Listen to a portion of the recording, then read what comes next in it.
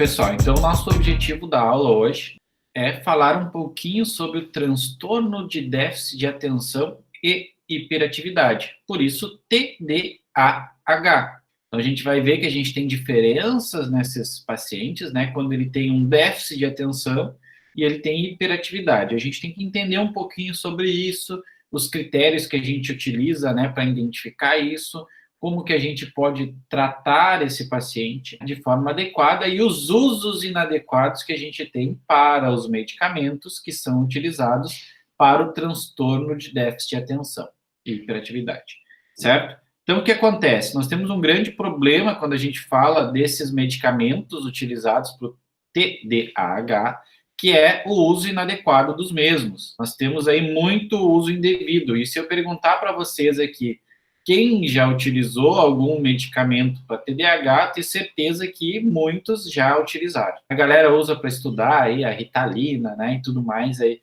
nessa questão. Então, são medicamentos utilizados para o TDAH. E a gente vai falar dos problemas que a gente tem quando a gente utiliza esses medicamentos também de forma inadequada. Então, precisamos retomar um pouquinho, né? A gente viu ali que a maioria não lembra muito bem como é que funciona o TDAH, o que a gente deve avaliar, então vale a pena a gente fazer um pouquinho essa retomada para a gente incluir, então, nesse tratamento aí, o que seria a melhor forma de tratar esses pacientes, tá? Então, vamos lá. O nosso transtorno de déficit de atenção e hiperatividade nada mais é do que um transtorno neurobiológico, certo? E ele tem aí causado por causas genéticas, né, que aparecem na infância e frequentemente ele vai acompanhar o indivíduo por toda a vida, né? Então ele se caracteriza principalmente por sintomas de desatenção, hiperatividade e também impulsividade.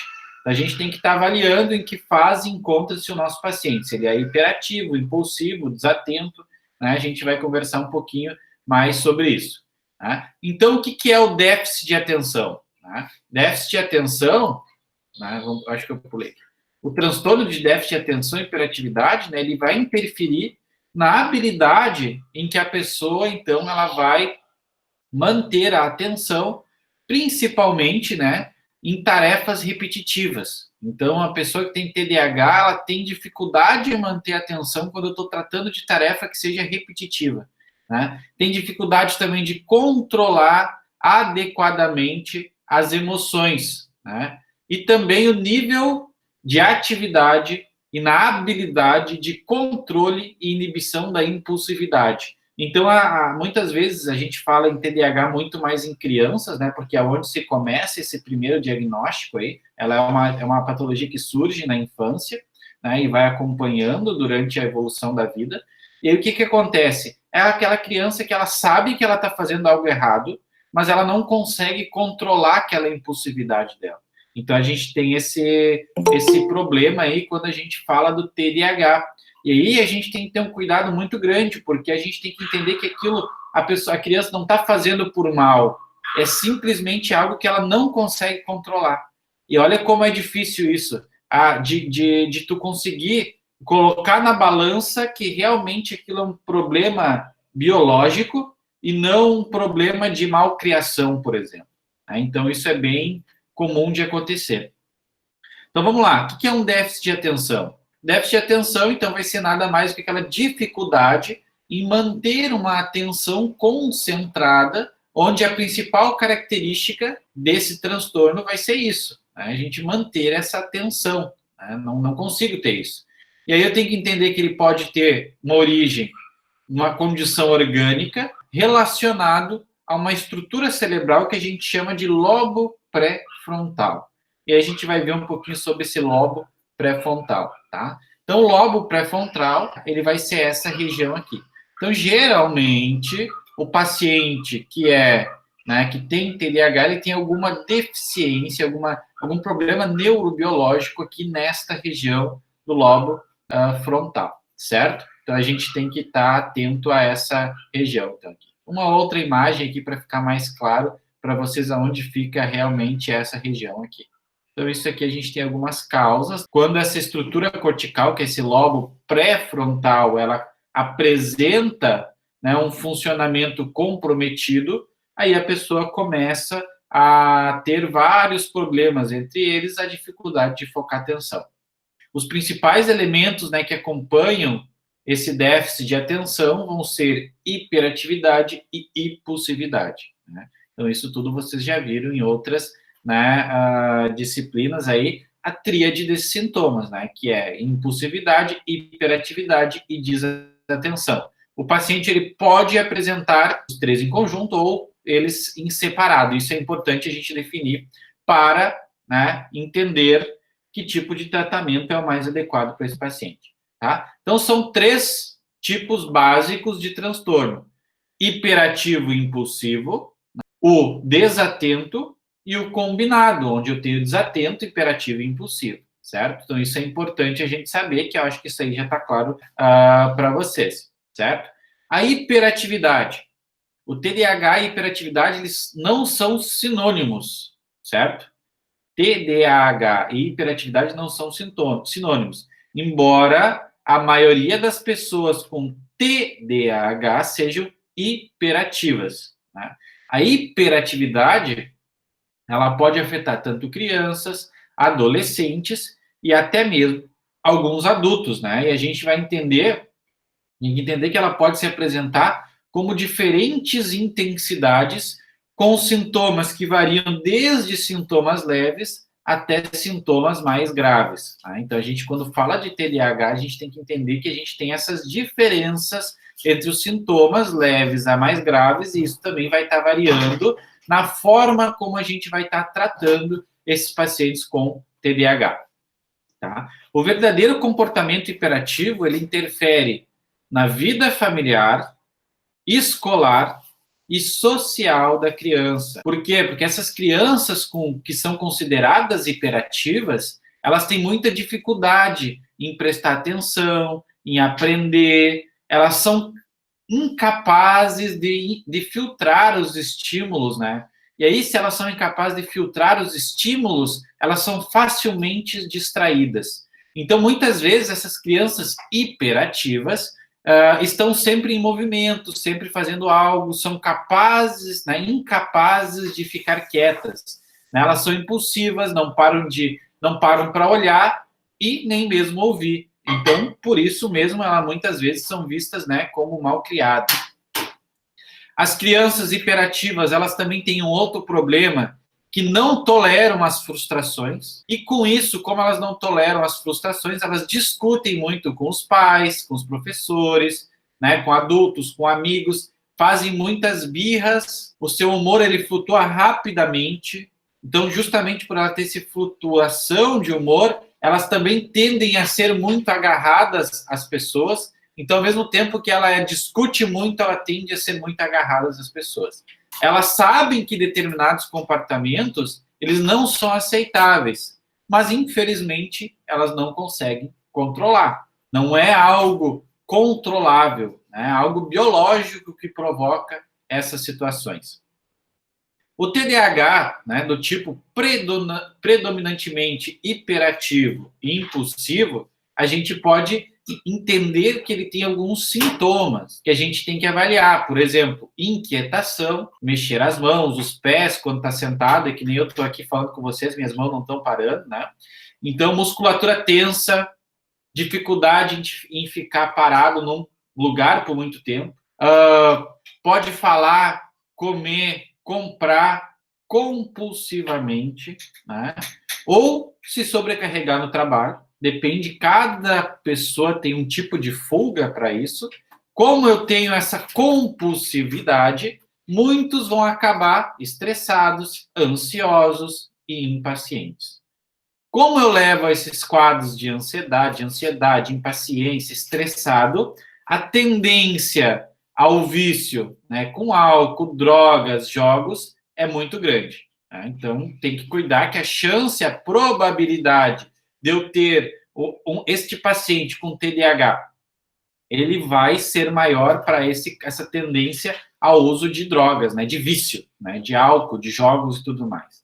Tem uma grande dificuldade em expressar-se, né? Muitas vezes as palavras e as falas, elas não vão acompanhar a velocidade da sua mente, né? Por quê? Porque eu tenho aquela mente funcionando muito rápido e eu não consigo acompanhar o que eu estou pensando, então é muito difícil de se expressar, né? De fazer as pessoas entenderem o que aquele paciente está falando. Eu tenho um problema que é interromper a fala dos outros, tipo Faustão, assim, que não deixa os outros falarem, né? A impaciência faz com que responda perguntas antes mesmo, né, delas serem concluídas. Então, eu estou perguntando algo aqui e antes mesmo de ser concluída aquelas perguntas, eu estou respondendo.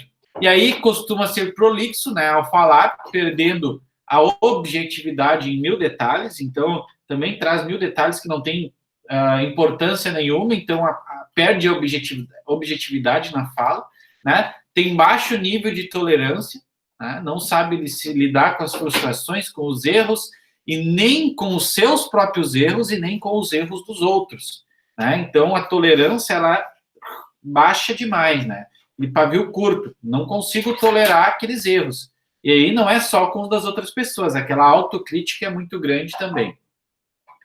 Tem impaciência, né? Não suporta esperar ou aguardar por algo, filas, telefonemas, atendimentos em lojas, restaurantes, quer tudo para ontem, tá? Então, essa impaciência ela é muito presente nesse paciente com TDAH. Tem instabilidade de humor, hora está ótimo, hora está péssimo, né? Sem que precise realmente ter um motivo sério, né, para que aconteça isso. E os fatores, eles podem ser externos ou internos, uma vez que costuma estar em eterno conflito. Eu não preciso estar expressando isso. Eu posso ter essa instabilidade de humor internamente também. Isso tem consequência, obviamente, aí nesse paciente, né? Então, vamos lá. O TDAH do tipo predominantemente hiperativo e impulsivo, ele apresenta, em resumo, dificuldade em distinguir direita de esquerda. Vamos lá, quem é? Vamos ver se vocês têm isso aí. Né? Quem é que tem dificuldade em distinguir direita de esquerda? Dificuldade de orientar-se no espaço, né?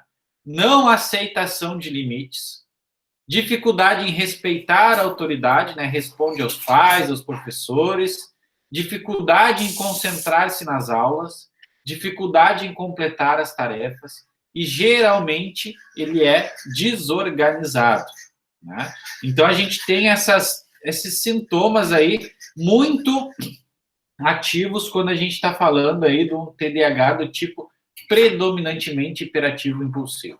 Então, tem que estar avaliando todas essas questões aí para a gente poder entender o que é que esse paciente ele está, né, apresentando e qual desses TDAH são os que ele está apresentando naquele momento. Daí nós falamos do hiperativo impulsivo e a gente tem também o predominantemente desatento, certo? Então a gente tem aí, né, aquele paciente que ele tem a dificuldade, né, de desviar facilmente a atenção do que está fazendo, ele comete muitos erros, né? Por que ele comete muitos erros? Porque ele presta pouca atenção nos detalhes. Muitas vezes distrai-se com o seu próprio desvaneio, né? Aquela pessoa que parece que está no mundo da lua, né? Então tu olha, ela parece que está no mundo da lua. Logo, se ela parece estar no mundo da lua, se ela tem dificuldade de se concentrar, de prestar atenção, ela não vai conseguir, né, se concentrar em uma palestra, em uma aula, em uma leitura de livro. Dificilmente termina um livro, a não ser que esse seja assim, ó, extremamente interessante. Né? E também, às vezes, parece não ouvir quando chamam. Aquela pessoa que tu fala, a pessoa parece estar lá no mundo da lua, que ela não ouve o que tu fala. Tá?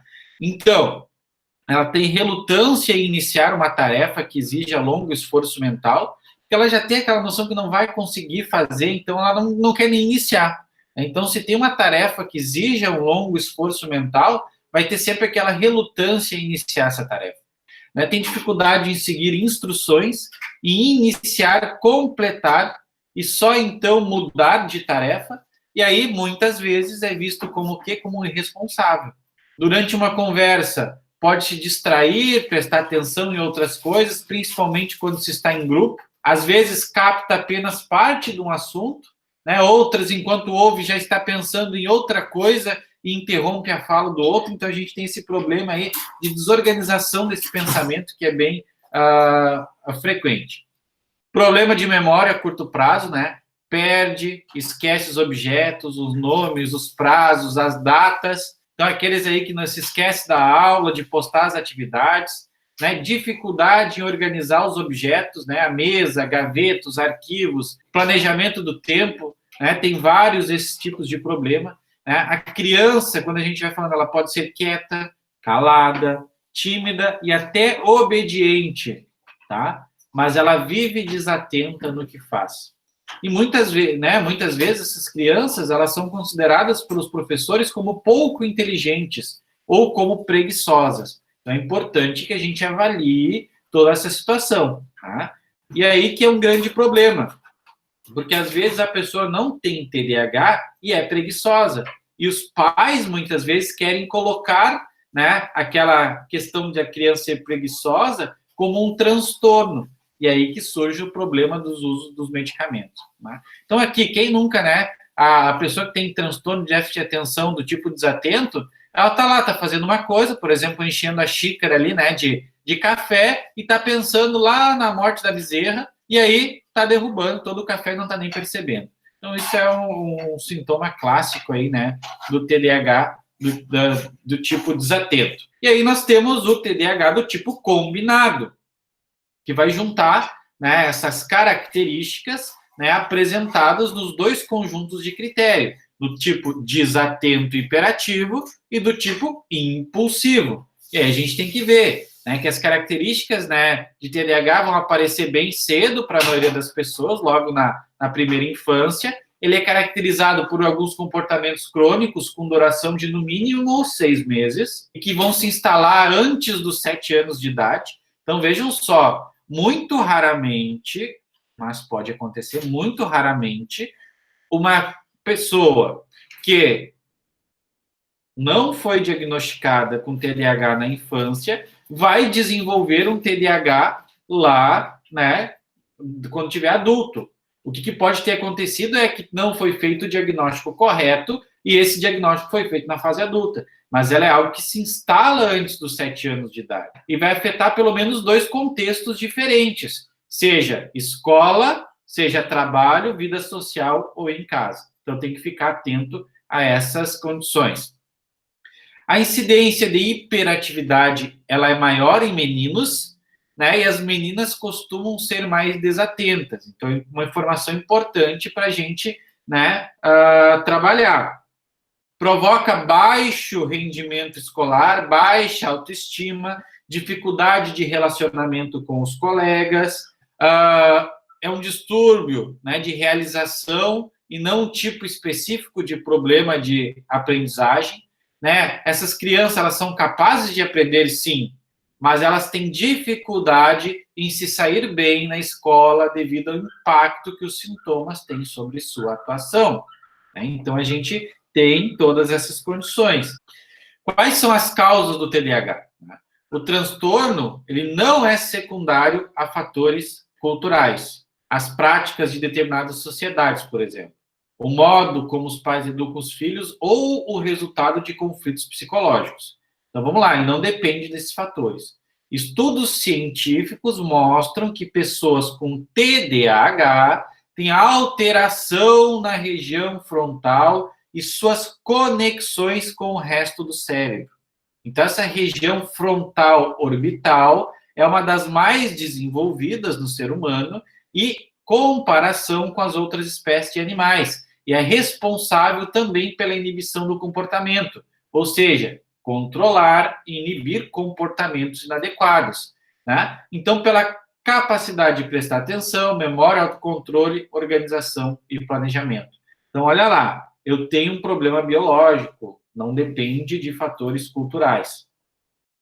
Mas, como tudo, a gente tem, né, uma neuroquímica, né, que vai estar envolvida nesse TDAH. Então, vamos ver o que pode estar acontecendo. Lembra que eu falei para vocês, né? Aqui eu procurei pontuar um pouquinho para revisar isso com vocês, que vocês já tinham visto, né, essa questão aí desses transtornos, mas a gente tem que falar em relação ao neurotransmissor.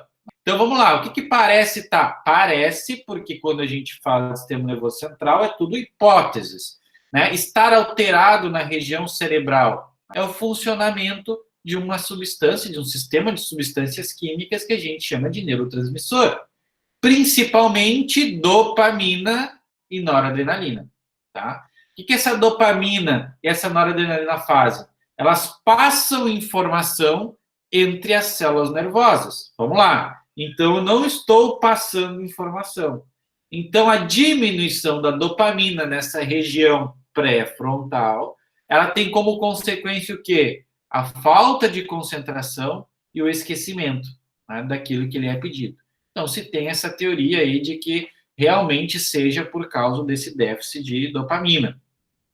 A prevalência do transtorno de déficit de atenção e hiperatividade, ela é estimada entre 3 a 5% das crianças em idade escolar. Então, olha só, um número muito grande, né? 3 a 5% é um número muito grande, tá? Porém, existem poucos dados sobre a prevalência na idade, né, adulta.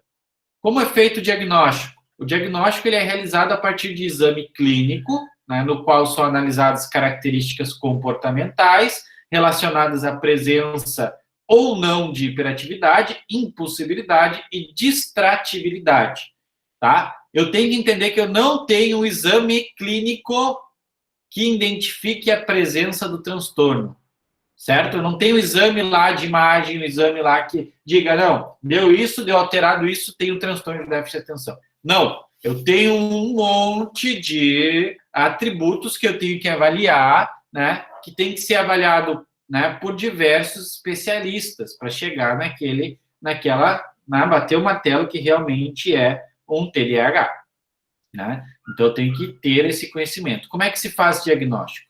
Primeiro, relatório escolar, certo? Primeira coisa que se pede, relatório escolar. Aqui a gente já tem uma atualização, né, do DSM. A gente tem, então, exames complementares, tá?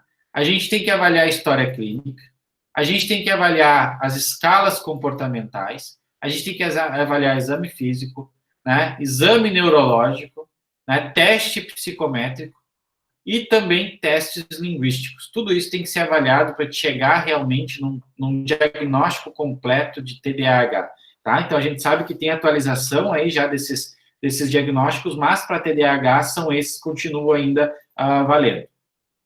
O diagnóstico de TDAH, ele pode, né, ele pede uma avaliação ampla, né, com cuidadoso histórico clínico e do desenvolvimento. Ela inclui o levantamento do funcionamento intelectual, acadêmico, social e emocional, além do exame médico. E aí são necessários alguns critérios necessitando de um diagnóstico diferencial, descartando outras patologias, como, por exemplo, problema de audição, porque é óbvio que se eu não estou escutando, eu não estou conseguindo me concentrar, aprender. Então, posso muito bem confundir, né, um problema de audição com TDAH. Então, eu preciso descartar. Problema de visão, muito clássico, né? Acho que todo mundo teve a sua identificação que tinha algum problema de visão quando estava ia para aula e tudo mais, porque se tu não enxerga, a dificuldade é muito grande de aprender, de se concentrar e tudo mais, né? Então, a gente tem que fazer esse descartar essas possibilidades também. A avaliação é importantíssimo, tá? Que a gente inclua dados recolhidos de outras pessoas que convivem com esse paciente. E aí a gente vai falar com os pais, com os parentes, com os amigos, professores. Teria que buscar, fazer essa busca aí com essas pessoas que convivem, interagem, né, com esse paciente. No diagnóstico de adultos, deve sempre se conseguir o histórico da infância, do desempenho acadêmico, dos problemas comportamentais e profissionais. Não posso fazer um diagnóstico baseado no que a pessoa está me falando. Eu tenho que fazer esse levantamento. E aí eu pergunto para vocês, quantas pessoas têm um diagnóstico, são diagnosticadas com TDAH, simplesmente pelo relato dos seus sintomas sem uma investigação nenhuma, né? Então, isso é bem importante. Tem que avaliar as comorbidades, né? O TDAH ele pode estar associado a outros transtornos, né? Entre eles, transtorno do aprendizado, né? Que os mais comuns são os transtornos de leitura, de escrita, de matemática, transtorno desafiador opositor e transtorno de conduta, tics, né? Transtornos ansiosos, pânico, fobia social, transtorno de ansiedade generalizada, transtorno de humor, depressão bipolar, uso de drogas, alcoolismo, tudo isso pode estar sendo afetado quando a gente fala de TDAH, certo? Então, tudo isso que a gente falou foi para a gente entrar no realmente que é o foco da nossa disciplina, tratamento do TDAH. Mas eu não posso falar de tratamento sem entender um pouquinho da fisiopatologia e como isso se identifica e como isso se dá o diagnóstico. Tá? Então, há condições ambientais que favorecem o aparecimento das formas mais graves do transtorno. Tá? Então, o que eu quero dizer? Que eu não tenho o aparecimento do sintoma por causa de um fator, né, ambiental. Mas sim, depois que esse sintoma está estabelecido, né, essa patologia está estabelecida, eu posso ter um agravamento desse transtorno por outros fatores. Né? Então, assim, um tratamento integrado, ele deve intervir, sim, simultaneamente sobre a base orgânica, né, com medicamento adequado, quando necessário, bem como sobre a estrutura ambiental na qual a pessoa vive e sobre seus padrões de comportamento. Logo, o transtorno ele exige um esforço coordenado entre profissionais das áreas médicas, saúde mental e pedagógica, em conjunto com os pais. Ou seja, falei de TDAH, exige uma intervenção multidisciplinar. E, de novo, o que a gente vê? A gente vê o tratamento sendo feito só com medicamento. Acha que o medicamento vai resolver o problema. Nos casos em que existe concomitantemente transtorno de leitura e de escritas, também recomenda-se um tratamento fonoaudiólogo. Tá? Então, a gente tem que entender que a gente tem que ter essa essa equipe multi trabalhando. Então, vai se utilizar medicamento quando necessário. Então, se eu não respondi a outros, eu utilizo medicamento. Psicoterapia cognitivo-comportamental, intervenção familiar, intervenção pedagógica e tratamento fonoaudiólogo quando necessário. Vejam só como envolve esse tratamento. Se eu fizer isolado, eu não vou ter a resposta que eu gostaria. Tá? Então, vamos lá. TDAH, as bases biológicas, hipofunção, ou seja, diminuição da função do córtex pré-frontal, que leva a um déficit na concentração, déficit na memória, hiperatividade e impulsividade. E aí nós temos, né, o TDAH associado, então a gente tem as hipóteses, né, associadas a uma alteração do sistema dopaminérgico e serotoninérgico. E aí nós temos a hipótese hipodopaminérgica e hiposerotoninérgica. Se é hipo, quer dizer que é o baixo. Né? Então, o que ele faz? Se ele é baixo, ele tem baixas concentrações de dopamina e serotonina para fazer todas essas neurotransmissões. E aí se utiliza estimulantes, né? Por exemplo, metilfenidato, Ritalina, Concerta, né? Que vai estar sendo utilizado. Por que esse estimulante faz? Ele vai aumentar a recaptação de serotonina e dopamina, aumentando a concentração, desempenho e diminui a atividade motora. Então, ele vai conseguir trazer esses níveis, né, que estavam deficitários de dopamina e serotonina para os seus níveis adequados, certo? Então, num paciente com TDAH, é isso que faz. Agora, quando eu utilizo um fármaco num paciente que tem níveis adequados já de dopamina, o que vai acontecer? Vou estimular além, e aí eu vou ter criação de outro transtorno ou aquela hiperatividade. E aqui eu trouxe para vocês os principais fármacos que a gente utiliza, tanto na primeira linha quanto na segunda linha. Tá? Então, a gente tem o metilfenidato de ação curta, que é a Ritalina, com as doses de 5 a 20 miligramas, que o paciente ele precisa usar até de 2 a 3 vezes ao dia, com efeito de duração de 3 a 5 horas, por isso essas doses mais vezes ao dia. E nós temos também o metilfenidato, que é de ação prolongada. É o mesmo fármaco com algumas modificações estruturais que elas permitem o quê?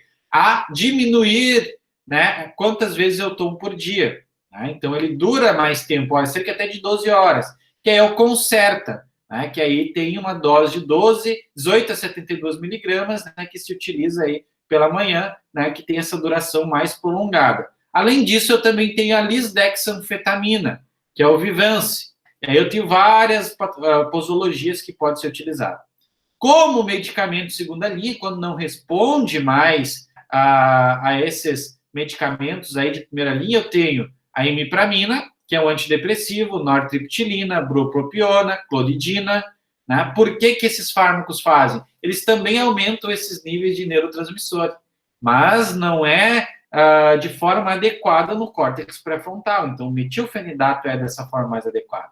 Mas eu posso estar utilizando eles também como uma segunda linha de ação.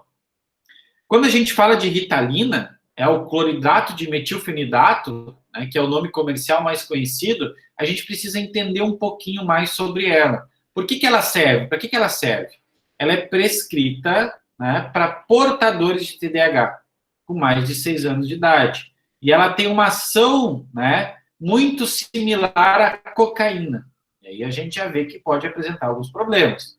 Ambas fazem o quê? Concentram a dopamina nos receptores do cérebro, e essa concentração de dopamina, uma vez que ela está diminuída, ela causa atenção, estímulo e motivação.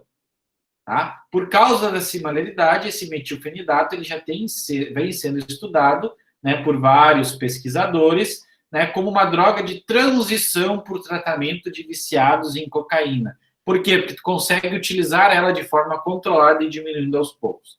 Ela tem muitos efeitos adversos, como dor de garganta, coriza, diminuição do apetite, nervosismo, dificuldades em adormecer, náusea, boca seca, angústia, distúrbios do sono, agitação, dor de cabeça, tontura, movimento. Olha quantos efeitos adversos tem. Porém, quando a gente olha o consumo mundial, olha como é que é, 6,5 milhões de doses por dia. Não bate esses dados. O número de TDAH e o consumo mundial desses fármacos. Eu gosto de trazer sempre, né, esse resuminho aqui, né, que tem um livro, né, o Cordioli, ali, que ele traz bem especificadinho todo, isso aqui eu retirei de lá, né, por exemplo, as marcas que a gente tem, né, de todos disponíveis de metilfenidato, então a gente fala muito da Ritalina, mas ele tem o Concerta, ele tem, né, vários outros, né, ele tem genérico, ele é um inibidor da recaptação de liberador de dopamina, né, então ele é um estimulante, e é descrito por transtorno de déficit de atenção e hiperatividade em crianças e adultos, né? E também para depressão resistente ao tratamento. Então, para aquele paciente que não... Lembra que eu falei para vocês que, como segunda linha do TDAH, eu posso usar antidepressivo? Como segunda linha de tratamento de depressão, eu posso usar um estimulante. Então, ela aumenta os níveis na fenda sináptica, ela aumenta a ação da dopamina, ela aumenta essa dopamina e daí melhora a depressão, a fadiga, a sonolência, né? E tudo mais. Alguns efeitos imediatos eles podem ser vistos com a primeira dosagem, mas podem levar várias semanas para ser atingido o efeito máximo. Aqui eu coloquei para vocês, não vou ficar falando, mas só para termos de conhecimento, todas as posologias, as formas que a gente tem de apresentação desses fármacos, tá? Essas posologias, a duração de ação, ela vai variar dependendo do tempo de meia-vida. A gente tem as formulações que podem ser retardadas com o alimento, então eu tenho que cuidar se eu estou em estado alimentado ou não, porque eu tenho um retardamento nessa ação, tá? Eu tenho que cuidar a questão, né, dessas formulações que são de liberação prolongada, né? Fármacos são liberação prolongada, jamais eu posso ter a mastigação ou maceração desse fármaco, porque senão eu vou apresentar uma dose. Aquilo que foi planejado para ir liberando aos poucos, vai acontecer o quê? Eu vou liberar de uma vez só, porque eu rompi todas as barreiras. E aí eu tenho um efeito adverso muito grande. Eu tenho que cuidar. A questão sempre, ele traz aqui, né, nesse livro, se tu tem que cuidar em idosos, insuficiência renal, insuficiência hepática. Então, aqui é um fármaco que eu não preciso levar em consideração essa insuficiência renal, essa insuficiência hepática, porém, eu tenho que cuidar se eu tenho paciente com insuficiência cardíaca. Por quê? Porque se eu tenho insuficiência cardíaca, eu posso apresentar vários problemas, porque eu estou aumentando o nível de dopamina que se converte em noradrenalina, que tem ação direta no coração.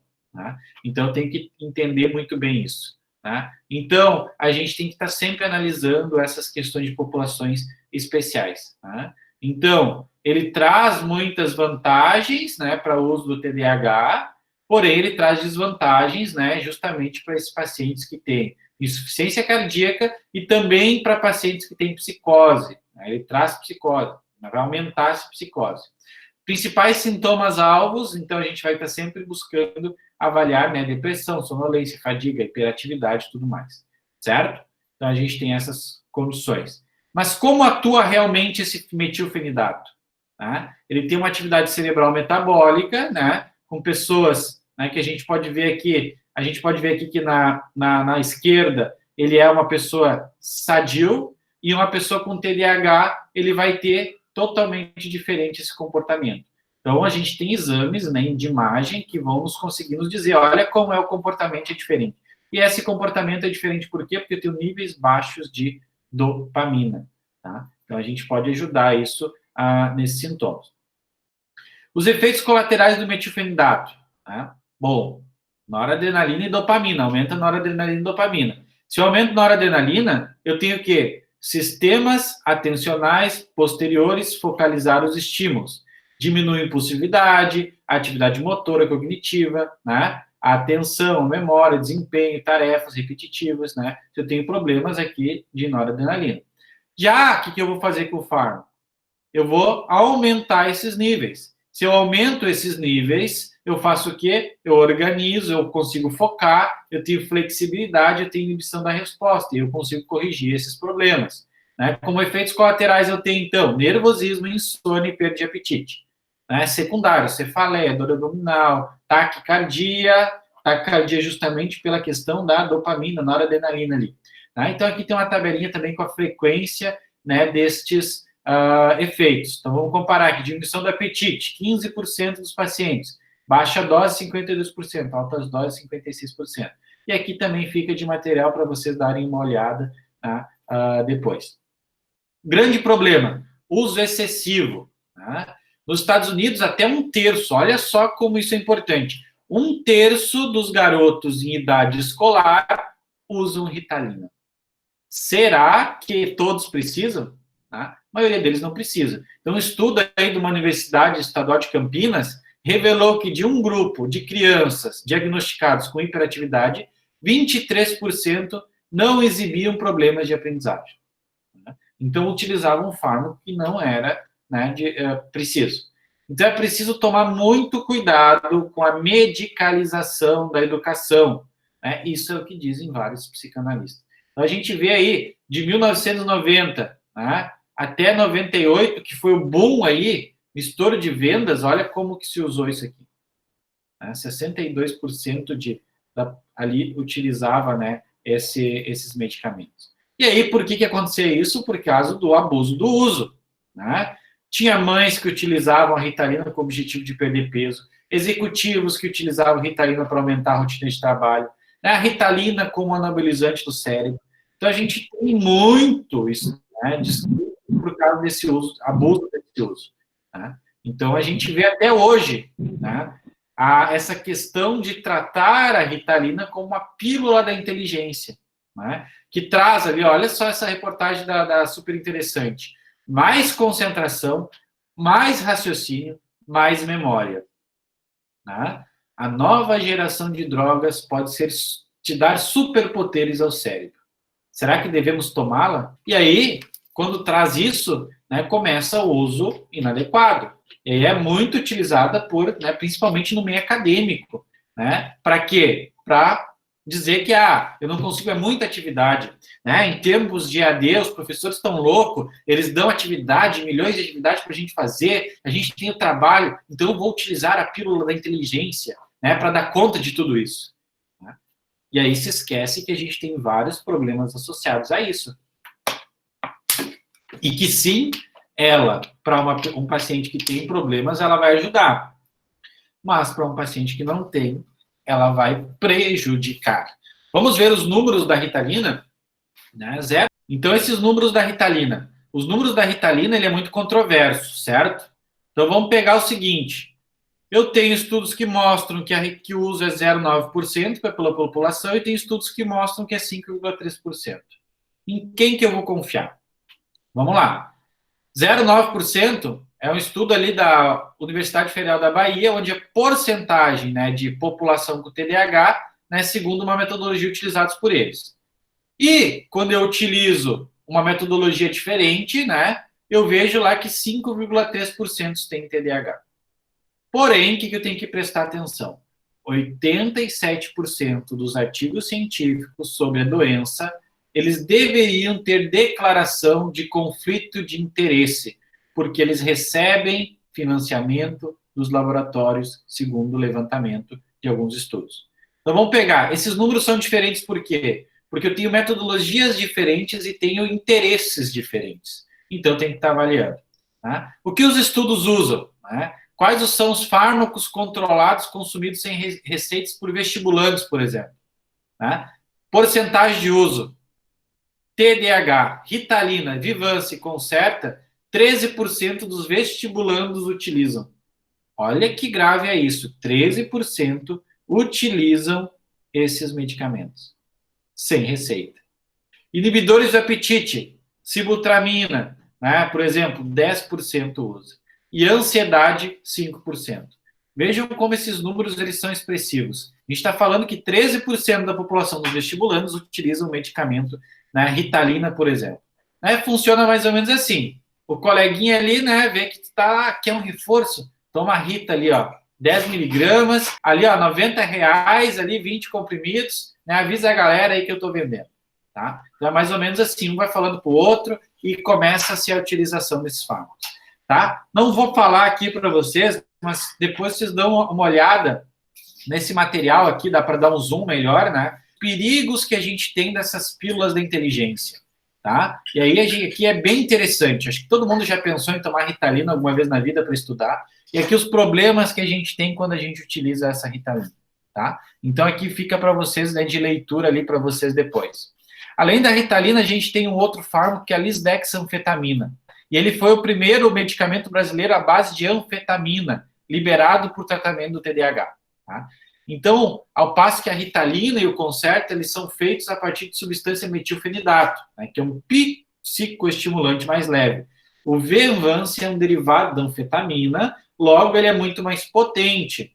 Os seus efeitos, né, positivos sobre o foco de concentração, ele é muito maior. Mas também ele traz alguns efeitos adversos. Tá? Então, o Vyvanse, ele não tem genérico, né? Ele é comumente prescrito para o TDAH. Ele é uma substância, né, ativa que é absorvida no trato intestinal, né? Ele faz o aumento da dopamina, norepinefrina, né? Faz aumento da ação dopaminérgica, né? E aí, consequentemente, ele aumenta, né, essa atividade, ele melhora aqueles sintomas. Ele tem que cuidar a questão da insuficiência renal. O paciente tem insuficiência renal, pode utilizar no máximo 30 miligramas por dia. Insuficiência cardíaca tem que usar com cautela, né? Em idosos, alguns pacientes podem tolerar melhor, outros não. Tá? Ele também é utilizado como transtorno de compulsão alimentar, tá? Embora seja restrita, né, como uma substância controlada. Tá? Então, a gente tem que cuidar essa situação aqui também. Tá? Então, ela também é utilizada aí. Então, tem muito abuso em relação ao quê? A essa questão de utilizar para emagrecer, né? Justamente para isso. Tá? Então, nós temos que entender que, né, as crianças que são medicadas cedo, elas não aprendem a desenvolver estratégias de enfrentamento para lidar com essas situações que apresentam os diferentes estágios de desenvolvimento. O que elas aprendem? Elas, em vez disso, elas aprendem a confiar em drogas. Então, elas aprendem que elas têm que confiar em drogas para resolver seus problemas, em detrimento do uso de seu potencial criativo. Então, para mim poder, né, ter amigos, ir bem na escola, trabalhar bem, estudar, eu preciso usar um fármaco. Né? Então, a gente tem que cuidar essa situação quando a gente fala de TDAH e abuso de fármacos. Os pacientes com TDAH, eles apresentam inteligência e capacidade de aprendizado, tá? Idênticas ao de um sujeito normal. Eles são bastante criativos, eles precisam, né, só que eles precisam, né, dar chances para se desenvolver, né, e observar as suas dificuldades. Por causa da desatenção, é comum que o sujeito com TDAH não se concentre na aula, não acompanhe a explicação dos professores, perdem a matéria, né, não aprendem tanto quanto deveria. Então, algumas características e comportamento que pode estar presente, né, nos sujeitos com TDAH no ambiente escolar. Dificuldade de manutenção de atenção, não seguem as instruções e nem terminam as lições, dificuldade em organizar as tarefas, perde os objetos com facilidade, problema com sons e letras, dificuldade para distinguir forma, falta de estabilidade no uso das mãos, né? Tendo problemas quanto colorir, escrever, recortar, apesar de ter ideias criativas, não conseguem começar uma redação, né? Por falta de planejamento, organização, esquecem facilmente o que tem que fazer, repelem tudo que exige atividade mental prolongada, distraem-se facilmente com estímulos insignificantes, precisam ler muito oralmente e não conseguem ler silenciosamente, apresentam dificuldade em compreender o que lê, dificuldade em entender as palavras com duplo sentido, dificuldade de expressar verbalmente, né? Mudam rapidamente de uma atividade para outra, né? Estão sempre se envolvendo em discussão, responde antes de ouvir, né? Problemas para modular o comportamento, né? Apresenta autoconceito pobre, autoestima rebaixada, se contorce, se move muito na cadeira, ansiedade, desorganização, papéis amassados, materiais sujos. Então, todos esses são alguns, né, critérios que a gente deve estar avaliando com esses pacientes. Certo, gente? Então, o papel da escola e do professor frente aos alunos com TDAH, por exemplo. Então, se eu vou, o nosso sistema educacional é assim, coloca todo mundo no mesmo linha para ser, né, por exemplo, uma prova, para ser avaliado, né? Então, para uma avaliação justa, todos farão o mesmo teste, né? Então, por exemplo, a mesma coisa que eu botar diferentes animais é assim, né? O teste de vocês é subir naquela árvore. Quem será? Eu estou colocando um macaco ali, estou colocando um peixe, estou colocando um elefante. Será que todos vão conseguir fazer esse teste e se sair bem nesse teste? Alguns vão ter muito mais capacidade do que outros. Então, a gente tem que cuidar toda essa questão. Então, tem que ter orientação aos professores, né? É fundamental. Entender os distúrbios. Se o professor entende os distúrbios, tem menos evita aquela discriminação dos alunos. Eu tenho que ter, né, maleabilidade no sentido de permitir que a criança se ausente da classe um pouco para ela, né, ela saia um pouquinho para ela retomar, reorganizar, permitir o uso de marcadores de leitura, permitir que leia em voz baixa para si próprio, dividir o texto quando longo em blocos, combinar rotinas diárias e persistir nela. Então, ter aquela rotina é importante, né? As regras elas devem ser claras e consistentes, né, sem expectativas exageradas. Eu não posso colocar uma expectativa muito grande naquele aluno. Eu tenho que dar instruções diárias para aquele aluno de forma escrita, né? Não posso, faz isso e pronto. Eu tenho que escrever, não, fulano, faz isso, isso, isso. Introduzir um conceito de cada vez, né? Sempre que se abordar pontos cruciais, alertar. Isso é importante, né? Lembra que eu falo isso para vocês? Gente, isso é importante. Chama atenção para aquilo que é importante. Né? Aquelas matérias que são longas, a gente dividir em matérias pequenas, tarefas de, né, 12 tarefas de 5 minutos, por exemplo, são muito mais produtivos que 2 tarefas de meia hora. Isso todo mundo sabe. Por exemplo, uma aula muito grande, amanhã toda falando, tu tem uma capacidade para absorver. Né? Então, a pessoa que tem TDAH, ele tem essa situação. Então, é dividir, por exemplo, como é a aranha? Como a aranha se protege? O nome da aranha. O que a aranha tem de interessante? Onde vive a aranha? O que a aranha come? Isso é diferente do que eu falar. Cite as, né, características da aranha e tudo mais. Então, eu tenho que guiar isso.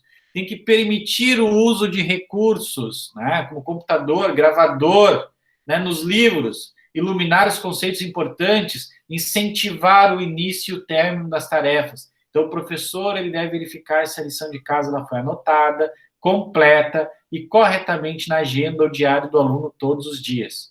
Então, tem que ter muitas orientações aos professores, né? Por exemplo, sentar o aluno longe de janelas ou portas, sentar o aluno perto de colegas que não o provoquem, né? Que sejam mais concentrados e calmos, eliminar todo o material desnecessário da carteira do aluno, né? Para quê? Para diminuir, né, a fonte de distração, deixa só o que é essencial, né? Usar uma lista de checagem para ele se organizar, escrever sempre no quadro a atividade do dia para que ele perceba e se organize, né? Então, a gente tem que ter alguns cuidados, evitar as coisas muito fortes, excesso, né, de atividade visual, assegurar a instrução sejam bem claras, né? Procurar sempre encorajar esse aluno, né? Não, elogiar e ser efetuoso, né? Para que essas crianças né? Porque essas crianças se desanimam muito fácil.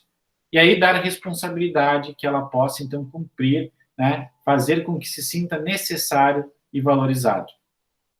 Proporcionar sempre trabalhos em grupos, né? Colocar limites claros e objetivos, desenvolver métodos variados, utilizando apelos sensoriais diferentes, som, visão. As aulas, elas podem auxiliar muito, ajudando na concentração através de exercícios específicos, né? Estimulando hormônios, neurônios, ajudando a distinguir direita e esquerda, né? Preparar com antecedência o aluno para novas situações. Então, toda uma questão que a gente, né, deve estar avaliando aí com esse aluno quando ele tem, né, que envolve uma cadeia para a gente tratar com esse aluno. Permanecer em comunicação constante com o psicólogo, orientador da escola, essa comunicação tem que ter, né, para poder, então, entender qual que é a melhor alternativa aí para esse aluno.